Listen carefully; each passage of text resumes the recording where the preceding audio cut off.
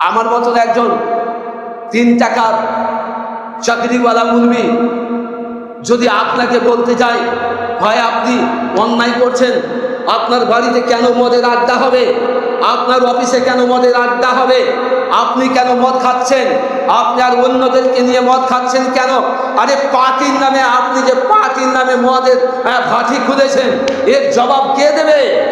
পার্টির নামে যে আপনি মদের ভাটি খুলেছেন, এর জবাব কে দেবে? কাউকে মারতে হবে, তার জন্য তাকে মদ খাওয়াতে হবে, কাউকে পার্টি করতে হবে, তার জন্য মদ দিয়ে পার্টি করতে হবে, এর জবাব কে দেবে? এই কথা যদি আপনাকে বলতে চাই, তাহলে আপনি বলবেন, মুলবি আপনি চলে যান বাড়ি, আপনার দরকার নেই। জি,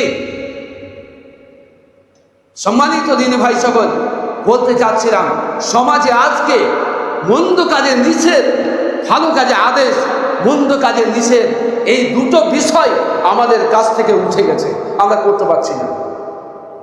অথচ আল্লাহ তাবারক ওয়া তাআলা, রাসূল সাল্লাল্লাহু আলাইহি ওয়াসাল্লাম বলেন, মান সান্না সুন্নাতান হাসানাতান ফালাহু আজরুহা ওয়া আজরু মান আমিলা বিহা ইলা ইয়াউমিল কিয়ামাহ।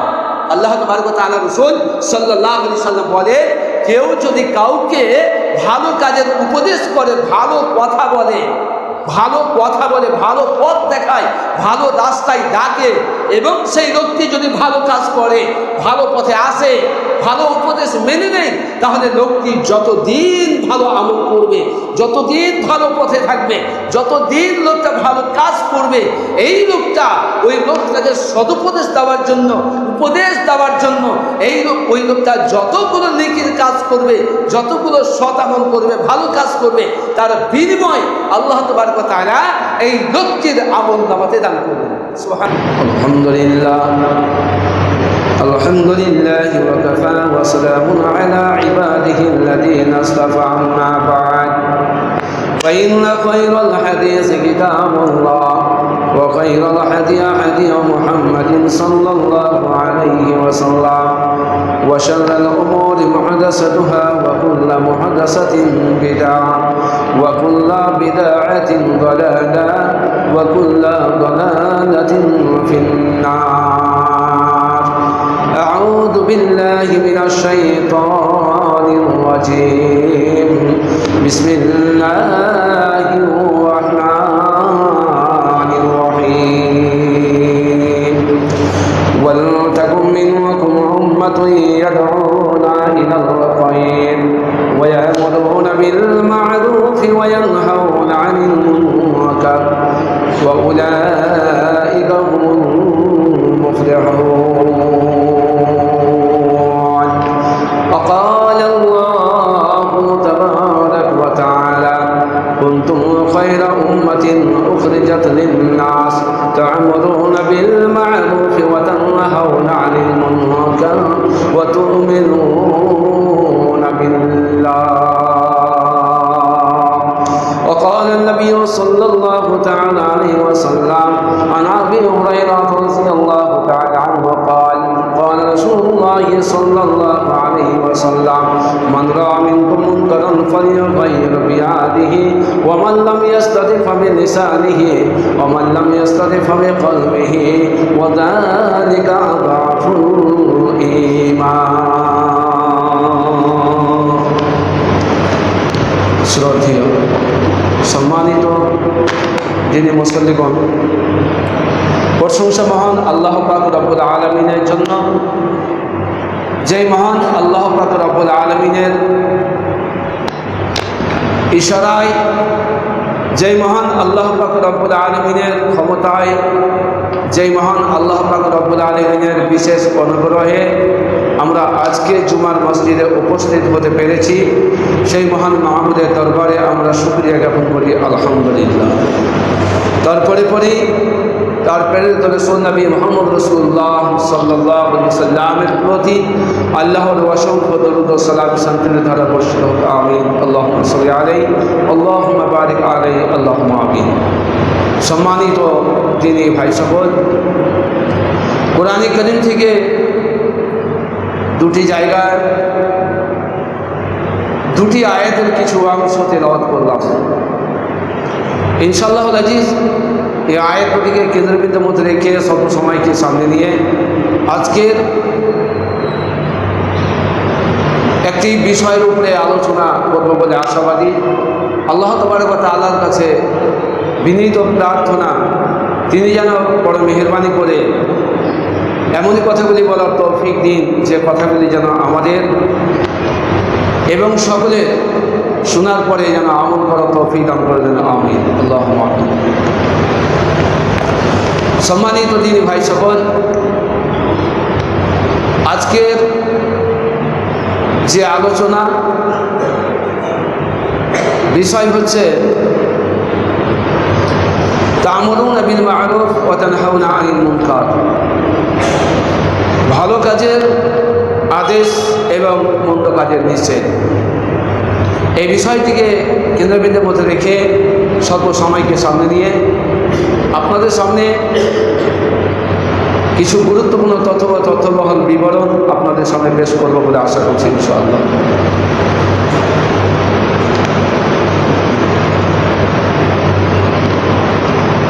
আল্লাহ তাবারক ওয়া তাআলা তিনি কোরআনের মধ্যে যতগুলো আয়াত নিয়ে এসেছেন, প্রতিটি আয়াতের মধ্যেই আমাদের শিক্ষা রয়েছে, আমাদের কল্যাণ রয়েছে। যদি আমরা তার থেকে অনুধাবন করার চেষ্টা করি, যদি আমরা এই কোরআন থেকে কিছু শিক্ষা অর্জন করব বলে মনে করি, যদি আমরা এই কোরআন থেকে নিজেকে পরিবর্তন করব, আমাদের সমাজকে পরিবর্তন করব, অফিস আদালতকে পরিবর্তন করব, আমাদের পরিবার ও ফ্যামিলি ও পরিবার ও পরিজনকে আমরা পরিবর্তন করব, তাহলে শুধুমাত্র একমাত্র এই কোরআনই পারে আপনাকে পরিবর্তন করতে, আপনার বাবাকে পরিবর্তন করতে, আপনার বংশকে পরিবর্তন করতে, আপনার বাড়িকে পরিবর্তন করতে, আপনার পরিবারকে পরিবর্তন করতে, আপনার পাড়াকে পরিবর্তন করতে, আপনার গ্রামকে পরিবর্তন করতে, আপনার অঞ্চলকে পরিবর্তন করতে, আপনাদের এলাকাকে পরিবর্তন করতে, আপনাদের দেশকে পরিবর্তন করতে শুধুমাত্র একমাত্র পারে এই কোরআন। যারা এই কোরআনের কাছে এসেছে, যারা এই কোরআনের আশ্রয় নিয়েছে, যারা কোরআনের কাছে নিজেকে আত্মসমর্পণ করেছে, তারা পৃথিবীতে সর্বশ্রেষ্ঠ জাতি বলে আখ্যায়িত হয়েছে। যারা এই কোরআনকে বুকে নিয়েছে, যারা এই কোরআনের বিধানকে যারা নিজেকে মেনে নিয়েছে, তারা এই পৃথিবীতে স্বয়ং এই পৃথিবীতে তারা আল্লাহ তাবারক ওয়া তাআলার প্রতি রাজি হয়ে গেছে, আল্লাহ তাবারক ওয়া তাআলা তাদের প্রতি রাজি হয়ে গেছে। শুধুমাত্র একমাত্র শুধু কোরআনকে মধ্যম করার কারণে, শুধুমাত্র একমাত্র এই কোরআনকে বুকে নেওয়ার কারণে, শুধুমাত্র একমাত্র এই কোরআনের উপরে, কোরআনের ভিতরে, কোরআনের মধ্যে আশ্রয় নেওয়ার কারণে তারা পৃথিবীতে রাজা হয়ে গেছে। এমনই তারা রাজা হয়েছেন, এমনই রাজশাহী করেছেন যে তাদের প্রতি আল্লাহ তাবারক ওয়া তাআলা রাজি হয়ে গেছেন, যার জন্য তাদের লকব, তাদের একটা সম্মানজনক একটা পদ বা একটা পদবী নাম রেখে দিয়েছেন রাদিয়াল্লাহু তাআলা আনহু। যাদের প্রতি আল্লাহ তাবারক ওয়া তাআলা রাজি হয়েছেন এবং তারাও আল্লাহ পাক রব্বুল আলামিনের প্রতি রাজি হয়েছেন, সন্তুষ্ট হয়েছেন, তারাই হচ্ছেন সাহাবায়ে কেরাম রাদিয়াল্লাহু আনহুম আজমাইন। সম্মানিত দিনী মুসল্লিগণ, একটা সময় ছিল উমরের একটা সময় চলে গেছে, উমরের একটা মুহূর্ত চলে গেছে, যে সময়ে উমর ইসলামকে যারা কালেমা পড়েছে তাদেরকে মারার জন্য সেই উমর তরবারি ধরেছিল। যে একটা সময় চলে গেছে, একটা মুহূর্ত চলে গেছে, যারা কালেমা পড়েছিল তাদেরকে হত্যা করার জন্য, মার্ডার করার জন্য, তাদেরকে শেষ করার জন্য এই উমর তরবারি নিয়ে তাকে হত্যা করার জন্য, মার্ডার করার জন্য লেগে পড়ে উঠেছিল। শুধুমাত্র একমাত্র কারণ হচ্ছে এটাই যে তার মধ্যে এই কোরআন ছিল না। কি ছিল না? তার মধ্যে শুধুমাত্র কোরআন ছিল না। কোরআন না থাকার কারণে একজন সবচাইতে প্রভাবশালী সর্বশ্রেষ্ঠ বিশ্ববিখ্যাত মানব, মানব কুলের মানব নবী মুহাম্মদ রাসূলুল্লাহ সাল্লাল্লাহু আলাইহি সাল্লাম, যিনি কারো কোনোদিন অন্যায় করেননি, কাউকে কোনোদিন গালমন্দ করেননি, কাউকে কোনোদিন কটূক্তি করেননি, কাউকে কোনোদিন উপহাস করেননি, কাউকে নিয়ে ঠাট্টা করেননি, বিদ্রূপ করেননি, কারো কোনো ক্ষতি করেননি। এমন একটা মানুষকে মারার জন্য তারা চক্রান্ত করেছিল, সেই ছিল উমর রাদিয়াল্লাহু তাআলা। কেন করেছিল? এই জন্যই করেছিল যেহেতু তার কাছে কোরআনের বিধান ছিল না, যেহেতু তার কাছে কোরআনের বিধান ছিল না। কোরআনের বিধান না থাকার কারণে একটা অমানুষে পরিণত হয়েছিল। কোরআনের বিধান না থাকার কারণে ওই সমাজটা জাহেলিয়াতে পরিপূর্ণ হয়েছিল। কোরআনের বিধান না থাকার কারণে ওই সমাজটা একেবারে নর্দমায় চলে গিয়েছিল। কিন্তু যখনই ওই সমাজটা, ওই জাতি, ওই ব্যক্তিত্ব যখনই আপনার কোরআনের আশ্রয় নিয়ে নিল, কোরআনের ছায়াতলে আশ্রয় নিল, তখনই তারা রাজা হয়ে গেল। তারা পৃথিবীতে সবচাইতে দামি মানুষে পরিণত হয়ে গেল। যারা ছিল পৃথিবীতে সবচাইতে নিকৃষ্ট জাত, যারা ছিল পৃথিবীতে সবচাইতে নোংরা জাত, যারা ছিল পৃথিবীতে সবচাইতে আপনার কিনা বর্বর জাত, তারাই হয়েছিল সিনিয়র, তারাই হয়েছিল আপনার কিনা আল্লাহওয়ালা। তারাই, তাদের উপরেই আল্লাহ তাবারক ওয়া তাআলা একটা লকব লাগিয়ে দিয়েছিলেন যে তারাই হচ্ছে রাদিয়াল্লাহু আনহু, তারা হচ্ছেন সাহাবায়ে কিরাম। উমরের কাছে যখন কোরআন ছিল না, তখন একটা পশুত্বের জীবন যাপন চলছিল। যখনই কোরআন চলে এলো, যখনই কোরআনকে বুকে নিয়ে নিল, তখনই তারাই হয়ে গেল রাজ। সম্মানিত দিনী ভাই সকল, বুঝাতে চাচ্ছিলাম সমাজকে পরিবর্তন করতে পারে, মানবকে পরিবর্তন করতে পারে, জাতিকে পরিবর্তন করতে পারে শুধুমাত্র একমাত্র এই কোরআন। যদি আমরা এই কোরআনকে মুগ্ধন না করি, যদি আমরা কোরআনকে অনুধাবন না করি, কোরআনের বিধানকে যদি আমরা ফলো না করি, তাহলে আজও যে আমরা পশুত্বের জীবনযাপন করব না, এতে কোনো সন্দেহ নেই। শোনান, যে কথা বলতে যাচ্ছিলাম, আজ পৃথিবীর আনাচে কানাচে বিভিন্ন দিক বিদিকে দেখা যাচ্ছে মানব জাত পশুত্বের জীবনযাপন করতে শুরু করেছে। এখানে হানাহানি, এখানে মারামারি, এখানে জিনা, ওখানে ব্যভিচার, ওখানে হত্যা, ওখানে সুদ ঘুষ, ওখানে আর অন্যান্য বিভিন্ন রকমের অন্যায় অশ্লীলতায় মানুষ মগ্ন হয়ে গেছে, মানুষ পাগল হয়ে গেছে। জি, তাই তো আজ বর্তমানে আমরা একটা সময়ে ভাবছিলাম, যখন আমরা নির্জন এলাকা দিয়ে চলাফেরা করছিলাম, তখন ভাবছিলাম, জঙ্গল দিয়ে যখন চলাফেরা করছিলাম, তখন ভাবছিলাম, জানি না কোন দিক থেকে কোন একটা হিংস্র প্রাণী এসে আক্রমণ করতে পারে, জানি না কোন দিক থেকে কোন একটা হিংস্র প্রাণী আক্রমণ করতে পারে। এই আক্রমণের ভয়ে একাই নির্জন জায়গায়, নির্জন এলাকায়, নির্জন রাস্তায় আমরা চলাফেরা করতাম না। কিন্তু আজ বর্তমান এমন একটা পরিস্থিতিতে পরিণত হয়েছে, এমন একটা জামানায় পরিণত হয়েছে যে এক সময় বাঘ, ভাল্লুক, হিংস্র প্রাণীকে দেখে ভয় হয়েছিল, যার জন্য নির্জন এলাকায় যেতে খুব ভয় হতো। কিন্তু আজকে সেই হিংস্র প্রাণী দেখে, আজকে সেই বাঘ, ভাল্লুক দেখে, সাপ, ব্যাঙ দেখে, এগুলোকে দেখে মনে হচ্ছে ভয় হচ্ছে না। সবচাইতে ভয় হচ্ছে নির্জন এলাকায় চলতে, জঙ্গল দিয়ে চলতে, রাস্তায় চলতে, রোডে চলতে, আপনার মেন রোডে চলতে। সবচাইতে বড় ভয় হচ্ছে একটা জাতিকে দেখে, তারা হচ্ছে এই মানব জাতিকে। এই মানব জাত আজ মনে হচ্ছে যেন একটা পশুত্বের জীবন যাপন করতে শুরু করে দিয়েছে।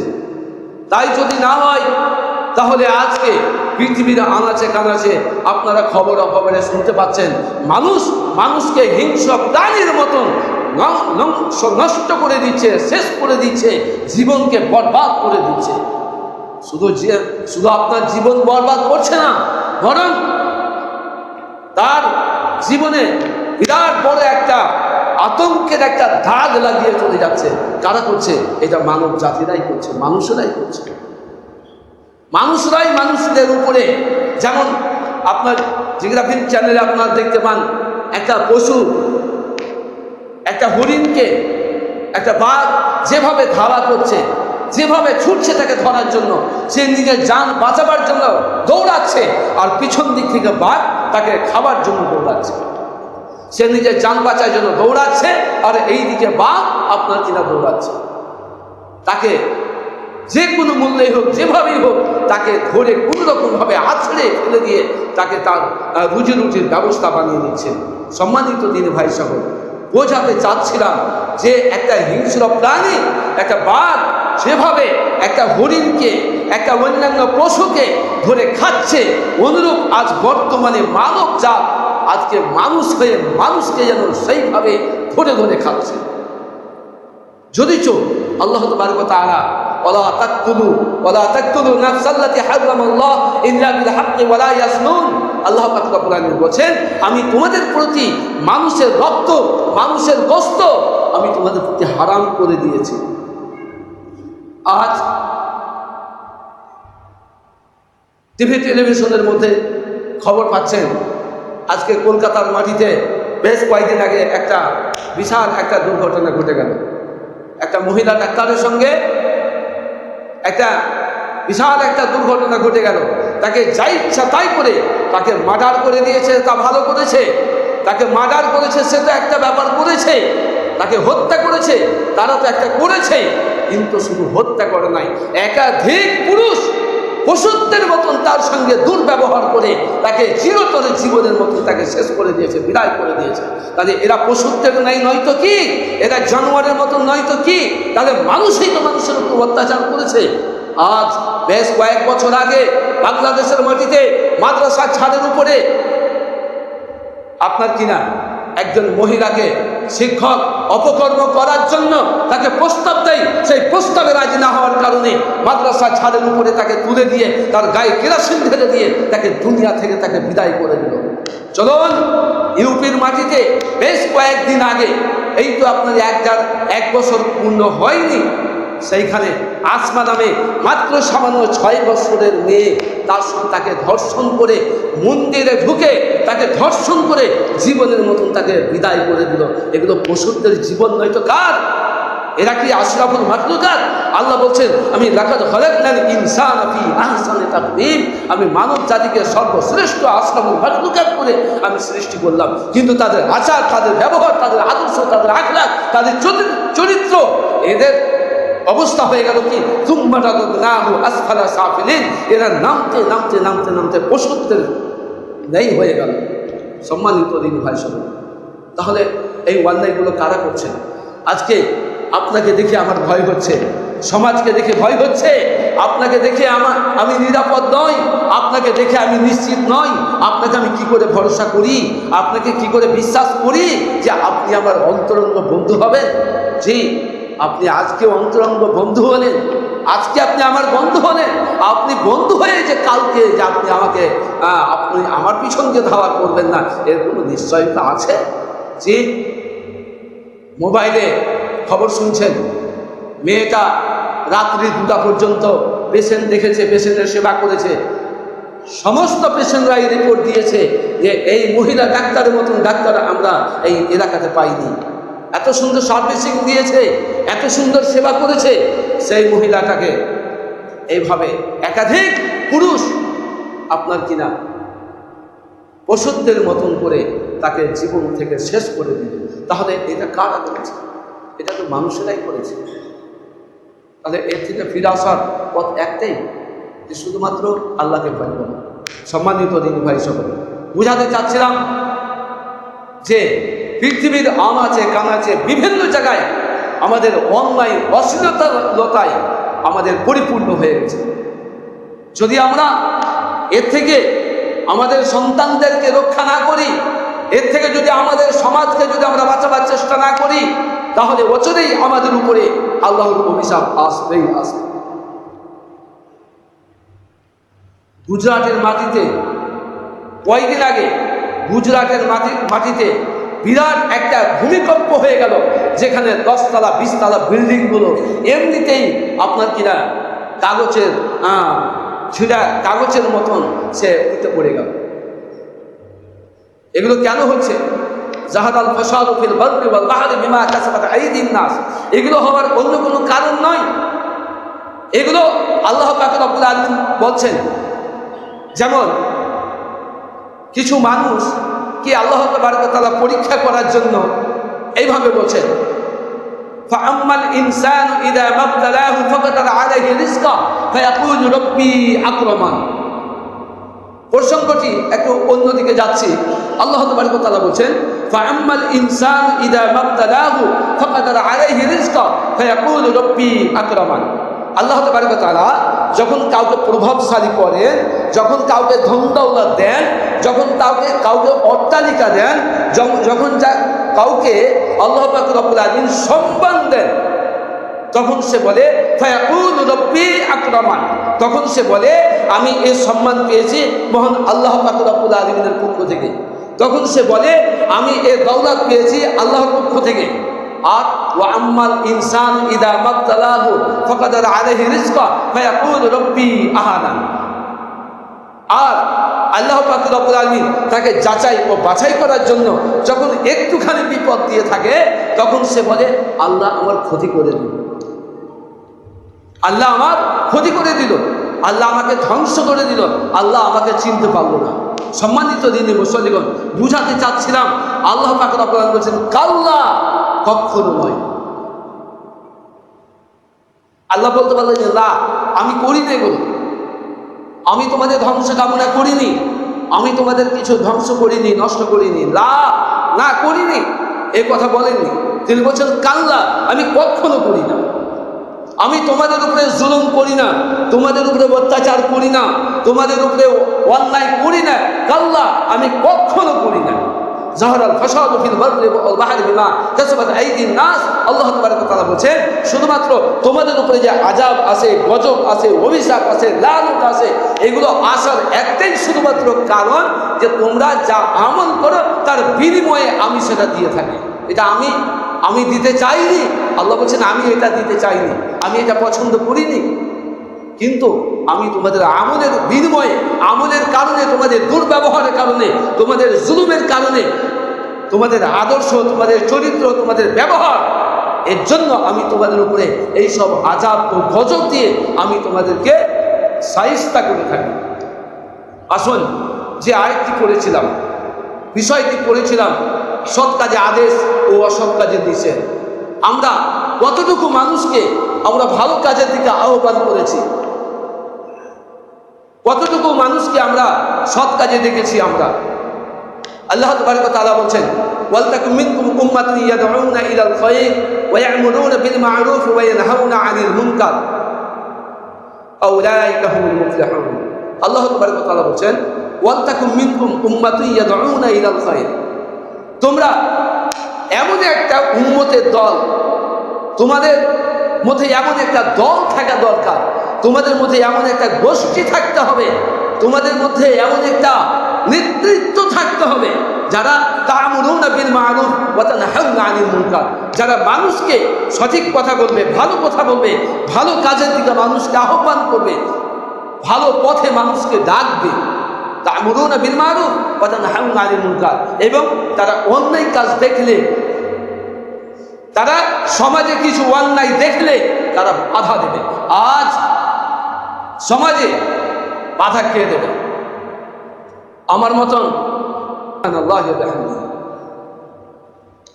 আল্লাহ রাসূল সাল্লাল্লাহু আলাইহি ওয়াসাল্লাম বলেন মান সান্না সুন্নাতান ফালাহু আজরুহা ওয়া আজরু মান আমিলা বিহা ইলা ইয়াউমিল কিয়ামah। তাহলে মানুষকে ভালো কাজ, ভালো কথা বলা, মানুষকে সদুপদেশ করা, মানুষকে ডাকা, এটা কতটুকু পুণ্যের কাজ, কতটা ভালো কাজ। অন্যথায় পরবর্তী শব্দে রাসূলুল্লাহ সাল্লাল্লাহু আলাইহি ওয়াসাল্লাম বলেন ওমান সান্না সুন্নাতান সাইয়্যাতান ফালাহু বিজরুহা ওয়া বিজরু মান আমিলা বিহা ইলা ইয়াউমিল কিয়ামah। আল্লাহ রাসূল সাল্লাল্লাহু আলাইহি ওয়াসাল্লাম বলেন কিয়ামতের দিন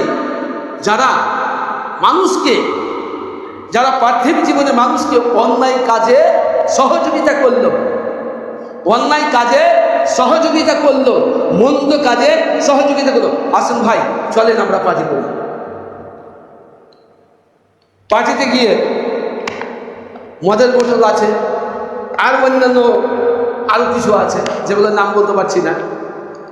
তো কি সুন্দর ঝকঝকে চকচকে কাঁচের গিলাস টেবিলের মধ্যে রাখা আছে, দস্তরখানার মধ্যে রাখা আছে, আর কি স্টাইল করে আপনার ঢেলে দিচ্ছে।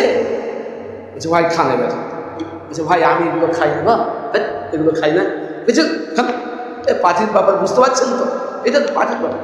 শুনুন, আল্লাহ রাসূল সাল্লাল্লাহু আলাইহি সাল্লাম আপনাকে বলছেন, ওমান সান্না সুন্নাতান ফালাহু বিজরুহা ওয়া বিজরু মান আমিলা বিহা ইলা ইয়াউমিল কিয়ামা। আপনি যতজন মানুষকে অন্যায় কাজ করালেন, যতজন মানুষকে অন্যায়ের সহযোগিতা করলেন, এ যতদিন অন্যায় কাজ করবে, এর যত অন্যায় হবে, সমস্ত অন্যায়ের প্রতিফল আপনার আমলনামাতে আল্লাহ তাবারক ওয়া তাআলা দেবেন, এতে কোনো সন্দেহ নেই। এবার আপনি যত পারেন আপনি মানুষকে মন্দ কাজ করান, মদ খাওয়ান, গাঁজা খাওয়ান, এমনি করে কচলাচ্ছে, লাখ সাহেবের বেটা মুসলমানের বাচ্চা মুসলমান এইভাবে হাতে কচলাচ্ছে, কত স্টাইলের বেটা স্টাইল এইভাবে কচলাচ্ছে, এইভাবে করে করছে, ধরলে আর মুখে ভরে দিলে, বলছে ভাই আমাকে একটু দাও না, বলছে তুমি মুখে দাও তাহলে বলি যে কেন মানুষ গো। একদিন আমার শরীরটা যদি কয়েকদিন থেকে ভালো নেই, খুব ঠান্ডা জ্বর লেগে আছে, তো আমি বাড়ি চলে গেছিলাম। তো গত পরশু দিন আমাদের ওই রাস্তাটা ওই ডুবে যাচ্ছে, মানে ড্রেন দিয়ে পানিগুলো যাচ্ছে না, কোথায় কোথায় চলে এলো, তো পানি যাচ্ছে না। তো গ্রামের লোক, পাড়ার লোক একটা এস্টিমেট করেছে যে আমরা সবাই মিলে আমরা দুই সাইডের রাস্তাটা আমরা ঝালিয়ে দেবো, ড্রেনটা করে দেবো, তাহলে পানিটা চলে যাবে। তো যারা বাড়িতে নেই তারা একটা করে লেবারের পয়সা দিবে। তো আমি দেখলাম যে আজকে তো আমি বাড়িতে আছি, আর ছেলেটাও আমার অপারেশন হয়েছে, ছেলেটাও পারবে না। তো আমি একটু ওখানে গেলাম ওদের সাথে, আমিও তাদের তাল দিলাম। তো ওরা মানে বোতল দিয়ে মাটিগুলো তুলে দেয়, কেটে দেয়, হয়তো কিছু একটু ছেড়ে দিলাম, কি ধরলাম একটু, এইভাবে কাজ করতে শুরু করলাম। এর মধ্যে কয়েকজন এই শুরু করেছে পছন্দ। তো আমি বলছি হ্যাঁ গো, আপনার লজ্জাও নেই, শরম নেই, হায়াও নেই, কিচ্ছু নেই আপনার। আপনি দাড়ি ছেড়ে আছেন, কি সুন্দর দাড়ি, সাদা দাড়ি, বয়স শেষ হয়ে গেল, শেষের দিকে চলে এসেছেন, মরতে বসেছেন, এক পা কবরে চলে গেল, তারপরেও আপনার এই চুটকি কচলা আপনার বন্ধ হলো না জি। তো একেবারে নামুল সাহেব খাইনি, বলছে আপনি আমাকে দেখে লজ্জা করলেন কেন? আমি তো দেখছি আপনার হায়াই নেই, আপনার লজ্জাই নেই। আমি এইভাবেই বলেছি, আল্লাহর কসম আমি মিথ্যে কথা বলছি না, আমি এইভাবেই আমি তাকে বলেছি। যদি চ বাপতুল্য মানুষ, লোকটা তখনই ফেলে দিল, ফেলে দেওয়ার পরে বলছে মুনি সাহেব, সেইখানে এইভাবে কানটা ধরে দেবে, মুনি সাহেব আর আমি কোনোদিন খাবো না। বলে আলহামদুলিল্লাহ, আল্লাহ যেন আপনাকে হেদায়েত দেয়, আল্লাহ যেন আপনাকে কবুল করে, আপনার মধ্য থেকে যেন হারাম দ্রব্য, নেশাদার দ্রব্য যেন দূর হয়ে যায়, আল্লাহ যেন কবুল করে। তো সম্মানিত দিনে ভাই সকল, কথায় চলে এলাম, বলতে যাচ্ছিলাম যে আজ মানুষকে অন্যায় কাজের বাধা, অন্যায় কাজের নিষেধ কে করবে সমাজে, কে কাকে করবে, করতে গিয়ে তো মুখ থাকছে না।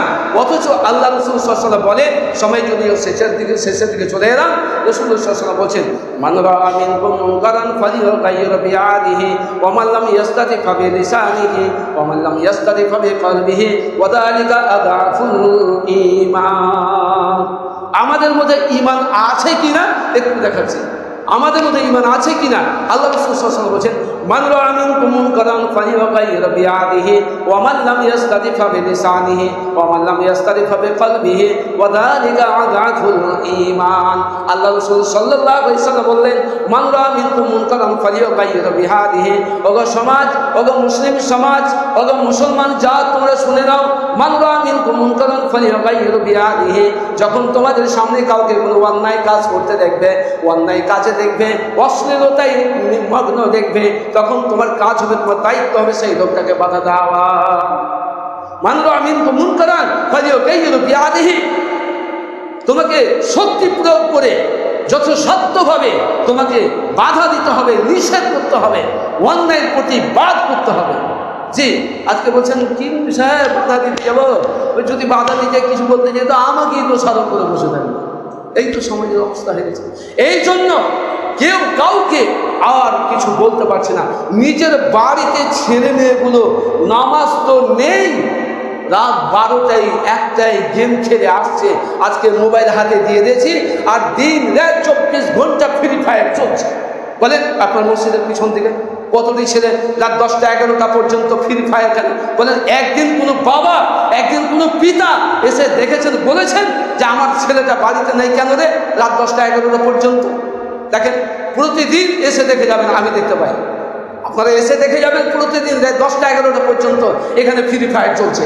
জি, তাহলে আপনি আপনার ছেলেকেই তো বাধা দিতে পারছেন না, আপনার বাড়িকেই তো আপনি কন্ট্রোল করতে পারছেন না।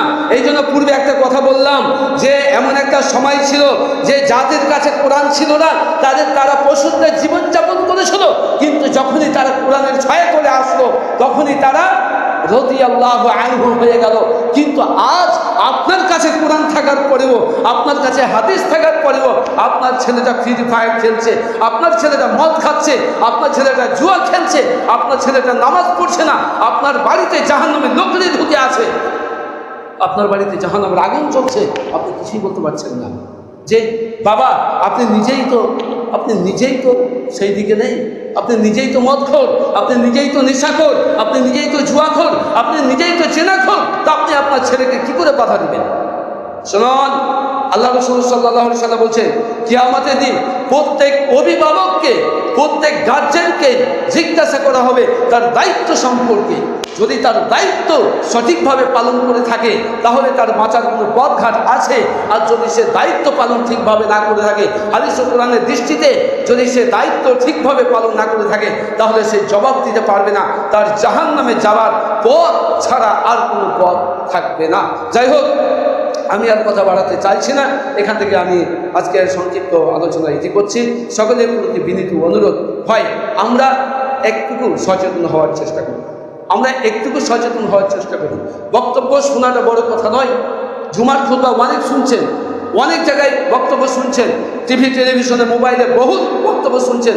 আজকে ইসলামকে নিয়ে, কোরআনকে নিয়ে, বিধানকে নিয়ে যত আলোচনা হচ্ছে তা অন্য কোনো ধর্মকে নিয়ে তা আলোচনা হচ্ছে না। কিন্তু আপনি আপনার কানে মনে হচ্ছে এমন করে আঙুল ভরে দিয়েছেন যেমন মনে হচ্ছে লূত আলাইহিস সালামের যুগের লোকেরা কানে আঙুল ভরে দিয়েছিল। বেটা যত বলবি বল, কান করেছি ঢোল, যত কিরাবি কিরাব, পিঠ করেছি শিলা, যত বলবা বলো, আমাদের কিছু যায় আসে। যে লূত আলাইহিস সালামের যুগের লোক যেমন লূত আলাইহিস সালাম যখন দাওয়াত দিতেন কানে আঙুল ভরে দিব, ও আচ্ছা শুনবো না। তো আপনারা তো কানে আঙুল ভরছেন না, কানে আঙুল ভরলেন কিন্তু কানে তো আঙুল ভরছেন না, কিন্তু অভিনয় করছেন। কোন সাহেব যা বলবে বলুক না, আমাদের শুনে কাজ শুনে দেবে একদিন।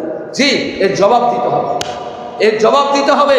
একটা কথা শুনবেন, একটা কথা শোনার পরে যদি সেই কথার পরিপ্রেক্ষিতে যদি আপনি আমলের জায়গায় না আসেন তাহলে আপনাকে জবাব দিতে হবে। যাই হোক, আল্লাহ তাবারক ওয়া তাআলা আমাদের সকলকে যেন তৌফিক দেন। আল্লাহ তুমি আমাদের অন্যায় অশ্লীলতা থেকে আল্লাহ তুমি আমাদের রক্ষা করো, আল্লাহুম্মা আমিন। হে আল্লাহ তুমি আমাদেরকে সঠিক পথ প্রদর্শন করো, তৌফিক দান করে দাও, আল্লাহুম্মা আমিন। আল্লাহ তুমি তোমার হেদায়েতের পথে, তোমার সিরাতে মুস্তাকিমের পথে চলার তুমি তৌফিক দান করে দাও। আল্লাহ